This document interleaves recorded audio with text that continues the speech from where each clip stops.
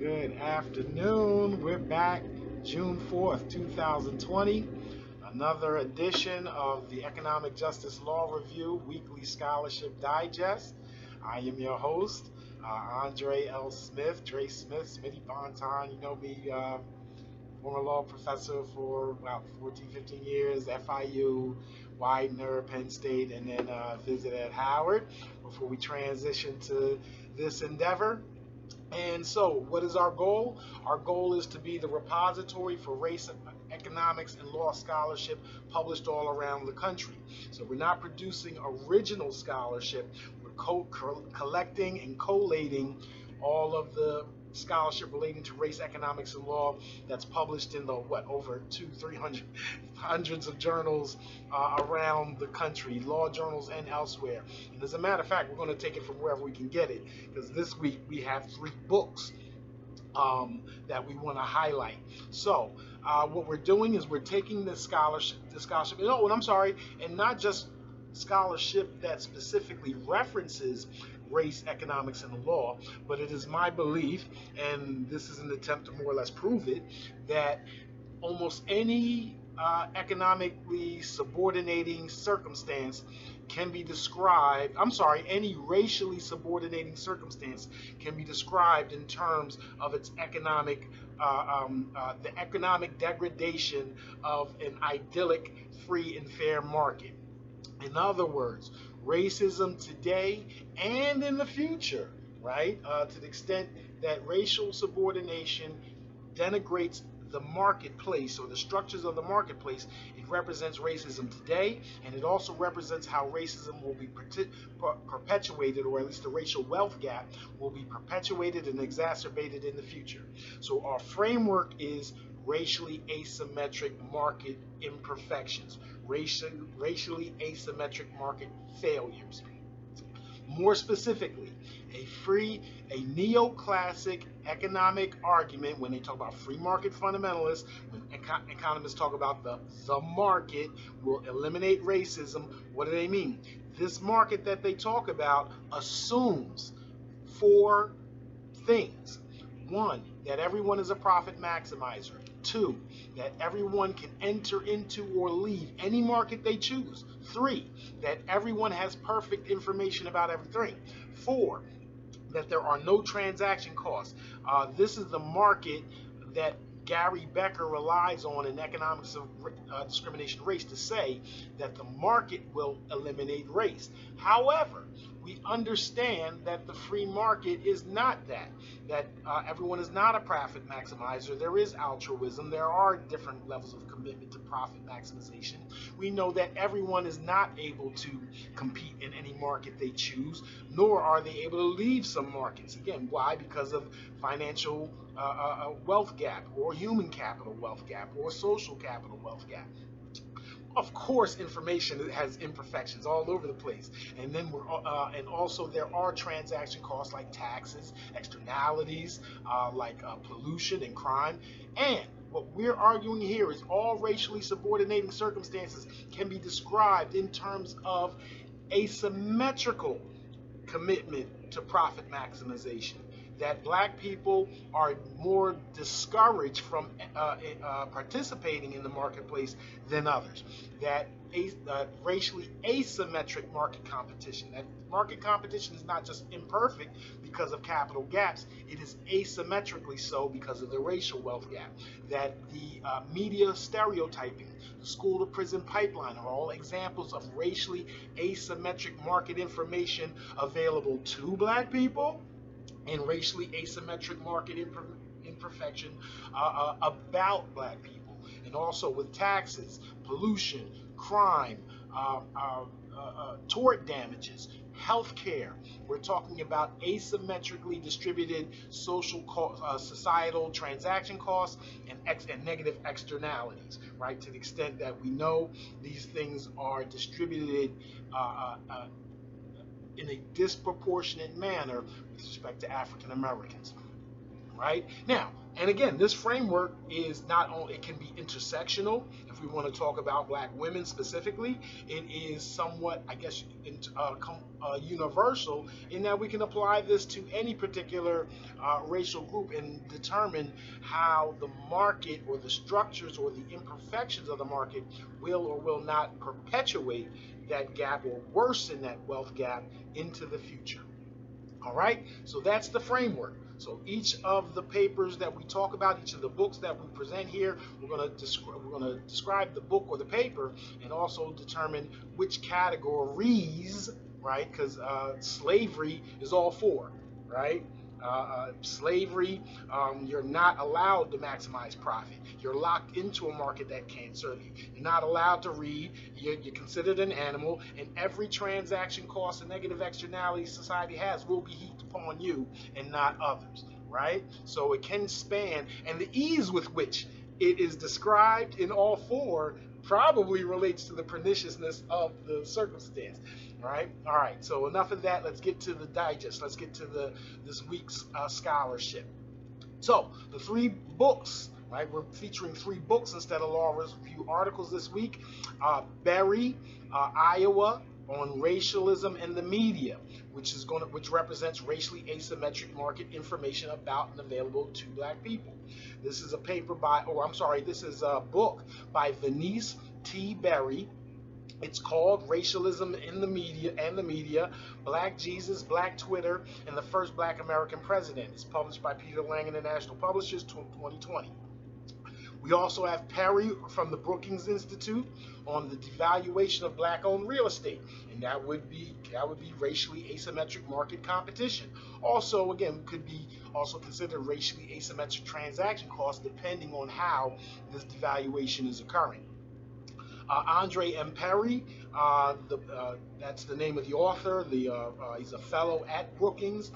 The book is called Know Your Price, Valuing Black Lives and Property in America's Black Cities, published by Brookings Institution Press, 2020.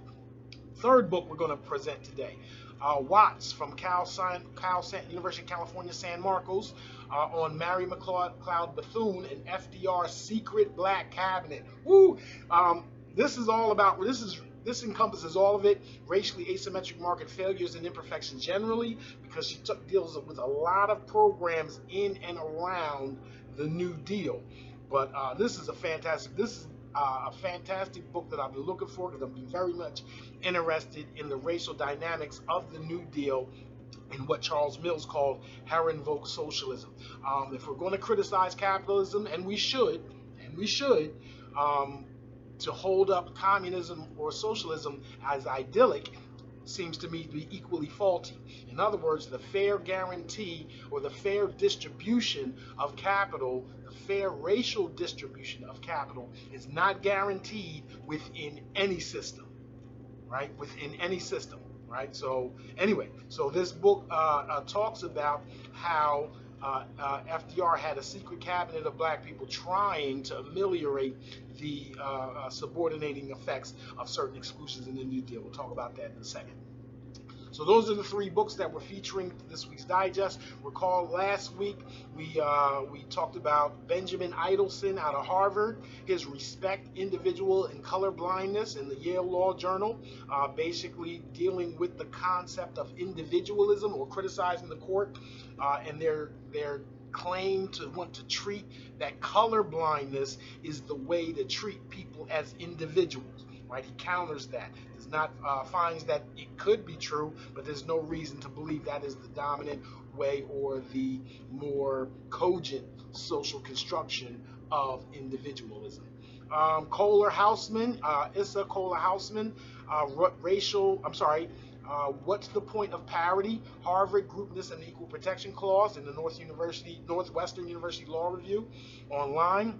Our paper was also on affirmative action, more specifically than Eidelson's. Her paper is on the current case against Harvard by Asian students, and she is dealing with what is the content of equality that would permit affirmative action, right? At the same time, call out discrimination against high-performing Asian students. That the courts, scholars, no one has seemingly come up with a principle of equality that allows for both. That those that score less than white men get favored for diversity purposes, and also those that perform higher than white men also are accepted within elite colleges and universities. I believe the asymmetrical market imperfections is the construct that can help with that, right? That Asian Americans can be described as disadvantaged if we were to go through the marketplace and see if and where there are imperfections that are asymmetrical with respect to their group.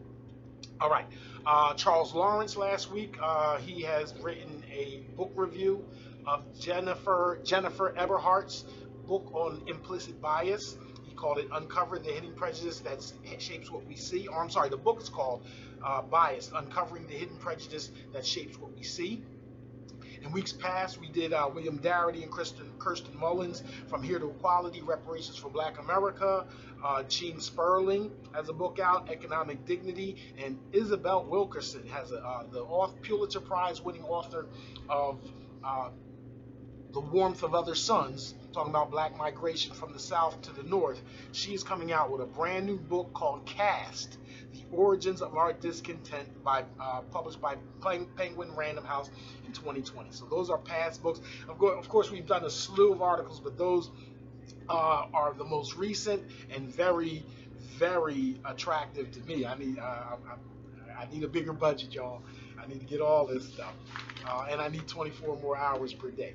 All right, so let's talk about Venice Berry's book, Racialism and the Media, Black Jesus, Black Twitter, and the First Black American President. And I really wanted to highlight this book because, again, it does not specifically refer to the racial wealth gap or to economics and race and law, but I want to use this to, again, show you how all racially debilitating circumstances can be recharacterized in terms of its degradation of an otherwise or an idyllic free and fair and meritocratic market. A description of the book. Through the lens of critical race theory, these chapters examine issues of intersectionality in Crash, changing black identity in Blackish, the balancing of stereotypes in primetime TV's black male and female roles, the power of black images and messages in advertising, the cultural wealth offered through the Black Twitter platform, biased media framing of the first black American president, the satirical parody of Black Jesus, contemporary zip-coon stereotypes in film, the popularity of ghetto fabulous black culture, and finally, the evolution of black representation in science fiction. If we are all to tie that in terms of race, how can we do so? In race and economics, how can we do so? Well, I have a way. Berry explores numerous media dynamics relating to stereotypes and the myth of black inferiority. Media representations that inaccurately describe black people, thereby perpetuating the implicit bias through the myth of black inferiority, reflect racially asymmetric market information about black people. To the extent black people internalize these representations and prioritize them over otherwise available liberating information, they reflect racially asymmetric market information available to black people. And to the extent media stereotypes of black culture discourage intelligent and efficient market engagement, they reflect racially asymmetric profit maximization or market rationality, right? So we got media stereotyping, again, easily fits within at least two of our four major categories. And that's why, again, it's very serious and part of perpetuating the racial wealth gap. So I guess my point would be, if we were to get reparations tomorrow and the racial wealth gap be entirely eliminated, if the structure of the free market, if the structure of the market is not free, if the structure of the market remains asymmetrical, then just like Dave Chappelle show's skit, the money will eventually trickle back to white America because the playing field is still not level, right? We think that just because we have the same amount of cash that the field is level, when that is not necessarily the case. We have to address the asymmetries of the structure of the market. This paper harkens back to something in law I remember. I've cited Desiree Kennedy from Toro. I know she's written on media stereotyping. I know others have. Let me know in the comments section and all that of the great papers that I should be citing right here. But more than Desiree Kennedy and where's Desiree? She's at Toro. Professor Kennedy's at Toro. This harkens to me back to Albert Einstein. A lot of folks don't know that Albert Einstein, associated with Paul Robeson, he was invited by W.E.B. Du Bois to write letters up to the editor, editorials for Crisis Magazine, the NAACP Crisis Magazine. And he wrote a doozy of one a long time ago. And I just want to give you a blurb from it because it talks about media stereotyping and racially asymmetric market imperfection. He says, in part, the worst part of such subordination in economic and social relations is that people of the marginalized group accept the prejudiced estimate of the majority and come to view people like themselves as inferior. This worst aspect can be met with closer union and educational enlightenment so the soul of the Negro can be liberated. Wonderful stuff. You know how also can be liberated? For everybody to watch John Singleton and Michael Jackson's Remember the Times. Right? Can we give a shout out to John Singleton right now? I know we're talking about race, economics, and the law, but if we're going to bring in culture in this time of COVID, in this time of police brutality and whatnot, I know I know Spike Lee is making the rounds, but let's not forget John Singleton, how prescient he was in his movie Higher Learning about the growing neo-fascist Nazi movement. Right, on the one hand, and then on the other hand, to create probably one of the single most effective pieces to combat racially asymmetric market imperfection, in my mind, and that is to reclaim Egypt, Kemet, and whatnot as black, to show that Africans and black people were experienced agriculture, law, medicine, mathematics, architecture, and whatnot, and civilization was not brought to us, right? So that's all of that can be considered economic, right? Because the structure of the marketplace, to the extent the myth of inferiority creates supports implicit bias. We're talking about racially asymmetric market imperfections about black people, and to the extent we internalize it, racially asymmetric information available to black people for getting all what we're learning, more of what we learn from the media than from poor performing schools. All right, so let's move to something that is a little more directly dealing with race, economics, and the law. That would be Andre M. Perry, Know Your Price, Valuing Black Lives and Property in America's Black Cities, published by the Brookings Institute. And here's a description. The deliberate devaluation of blacks and their communities has had very real, far-reaching, and negative economic and social effects. Noted educator, journalist, and scholar Andre Perry takes readers on a tour of 6 major black majority cities whose assets and strengths are undervalued. Perry begins in his home of Wilkinsburg, a small city east of Pittsburgh that, unlike its much larger neighbor, is struggling and failing to attract new jobs and industry. Perry also spotlights 5 others where he has deep connections. Detroit, Birmingham, New Orleans, Atlanta, and Washington, D.C. He provides an intimate look at the assets that should be of greater value to residents, and that can be if they demand it. Perry provides a new means of determining the value of black communities. Now, I don't know. I know a lot of his work from what he's published with Brookings, but I don't know what is meant by a new means of determining the value of black communities. I'm really excited about that because I think both he and I have a different way of looking at by the block than perhaps a scholar, the eminent scholar, my colleague, the provost of Emory, Dorothy Brown, Queen of Black Tax. Now, she has put out, about 10 years ago, she put out a very influential paper, very well researched, certifying the fact that black home ownership lags, the yield in black home ownership lags far behind white home ownership, and that buying homes in black neighborhoods places us behind white folks, at least when we're talking about investment grade property, even, at least when we're talking about second properties or whatever. So her point was, if we're going to be investing in real estate for financial gain, it needs to be in a white neighborhood. However, her research says that you don't get the yield as soon as the tipping point is hit, which is 10% people of color in the neighborhood, which means if black people buy a house in a predominantly white neighborhood or an all-white neighborhood, the moment it hits 10%, they have to leave too. Right? As soon as they see black people coming, they got to be like Uncle Ruckus, and also pick up and leave along with their white neighbors. They have to run from black people if you're always going to be searching for that yield. And that also exacerbates that flight from black neighborhoods is also what helps devaluate it. Now, if we put the fact that black folks will continue to get lesser yield regardless if they move into white neighborhoods, let's also include the fact that they will suffer probably more racial microaggressions while there, which lowers the yield.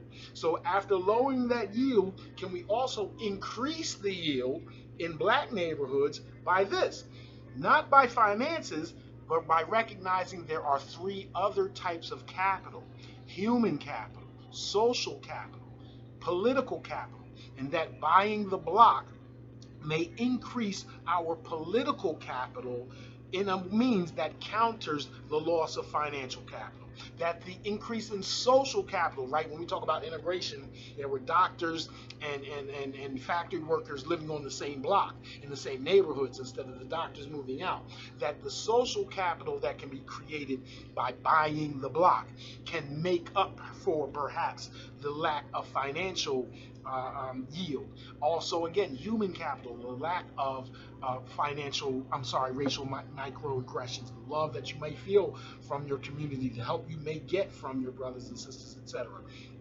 That it may be an opportunity to increase human capital by buying the block. So those are my critiques of Professor Brown's great work. Again, this is an intra-family discussion, right? Definitely appreciate her work. But so I'm curious to see how Andre Perry's work fits in, right? So as an economic description of his work, or describing it in terms of asymmetrical market imperfections, here we go. Undervaluation of African American home equity exacerbates the racial wealth gap and therefore exacerbates racially asymmetric market competition. To the extent lack of home equity prevents black people from affording higher education, undervaluation of black homes contributes to racially asymmetric market information, right? So we got a two-piece there.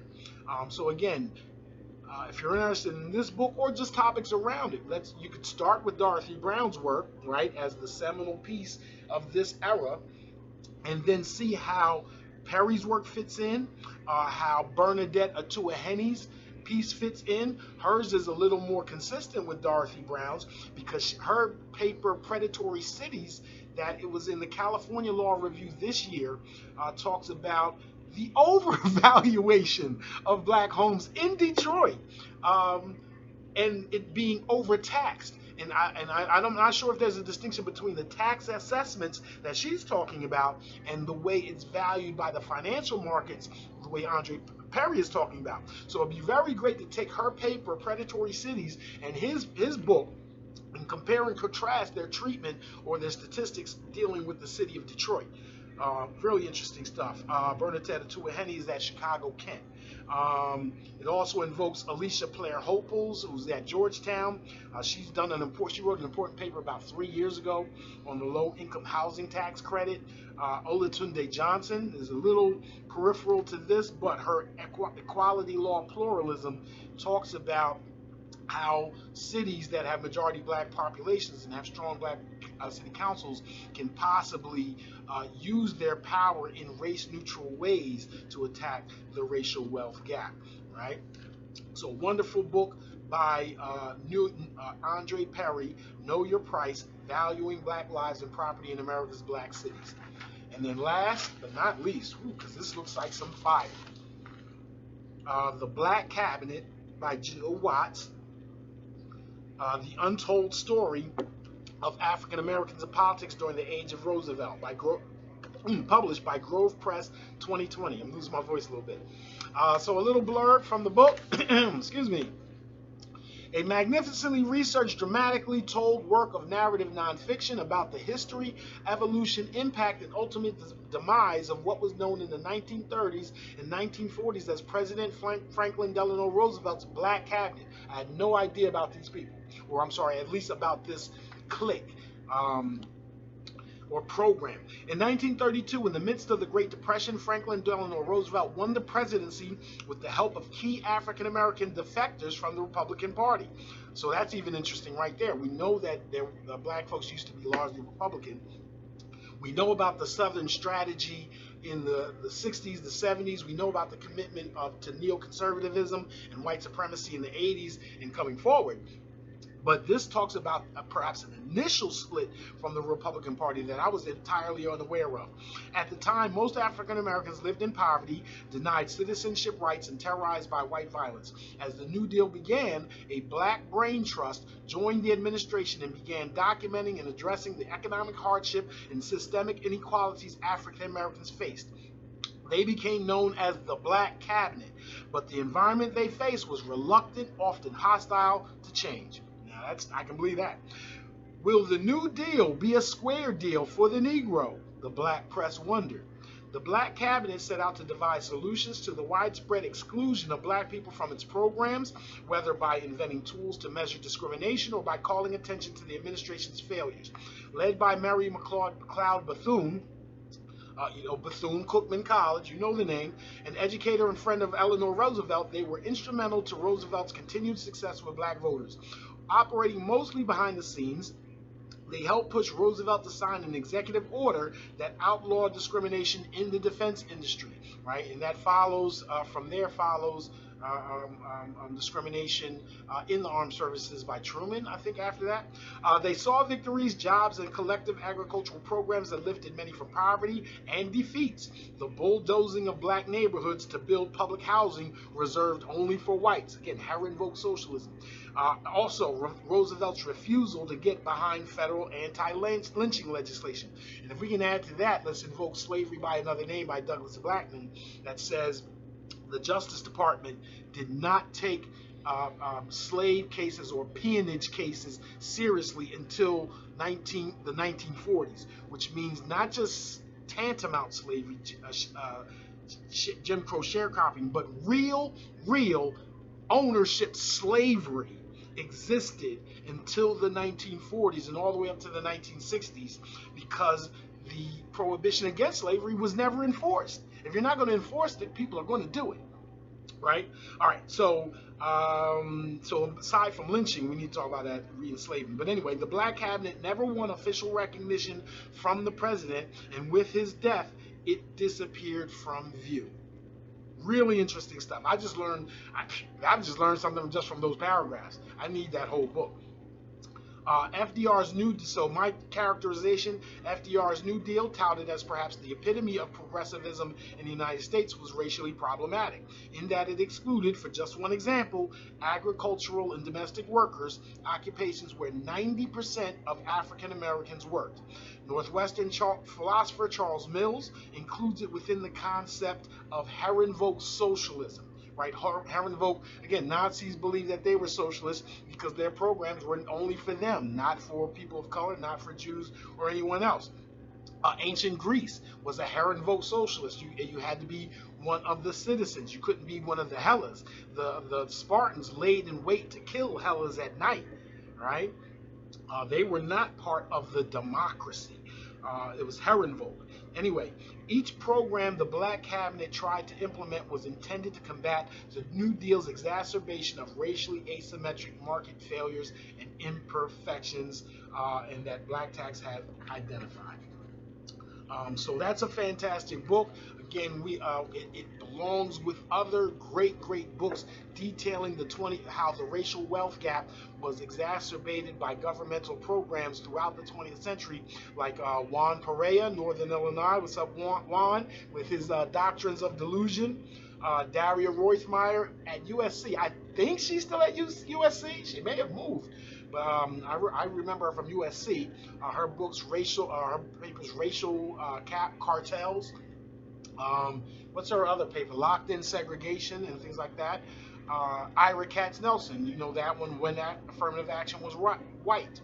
Richard Rothstein of the Economic Policy Institute, The Color of Law. And if I can self-promote my book, Black Tax, the relationship between tax law and economic justice, because I really believe all of these scholars I just mentioned leave out how taxation has been used to exacerbate the racial wealth gap from the very beginning, that slavery itself is 100% tax on labor, and then the tax systems that extracted those that wealth and redistributed it to others is immense, from the federal tariff in the 19th century, all types of ways.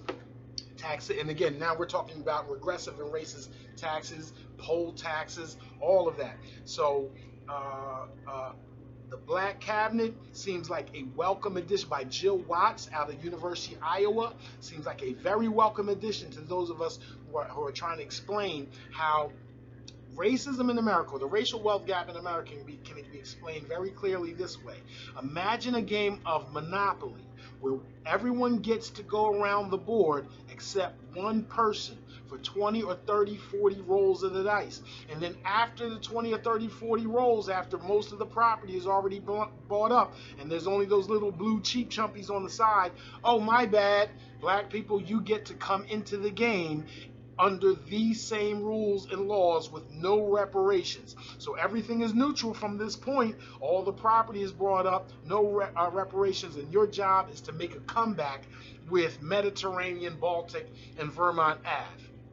Right? Now, we know that every so often, once in a while, somebody with cunning and skill can make that comeback, but it is not to the detriment, or it's not to discredit anyone else that they weren't going to make it. We know in Monopoly, you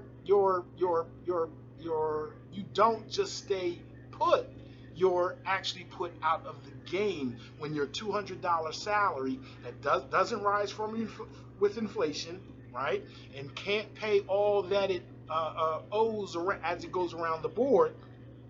Most players at that point prefer jail than to play the game. They prefer to clown instead of play the game. They prefer a different game instead of playing a game. And we come up with ways to keep people in the game by turning free parking into the lottery and whatnot.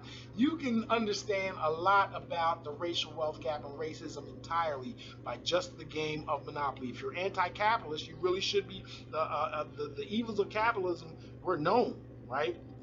Everybody's played that game forever, and all we have to do is just use the analogy of one person excluded for 20 or 30 rolls and then let in the game under the same rules to understand why black people are in the position we are in, where we have 1/10 the wealth of white America. Today, June 4th, 2020, Jeffrey Sachs from Columbia said on Bloomberg that the 20 richest Americans, who are all white, have more wealth than all African Americans in the United States combined, right?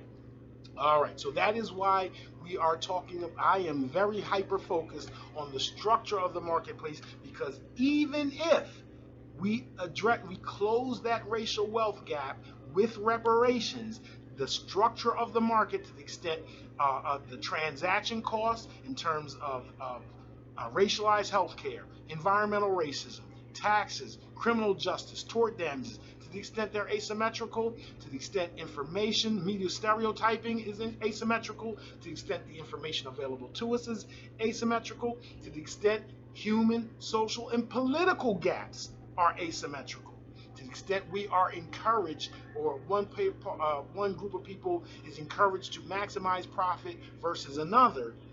All of those dynamics mean that if you had the same amount of wealth, the market would still leak that wealth or transfer that wealth eventually from one group to the next.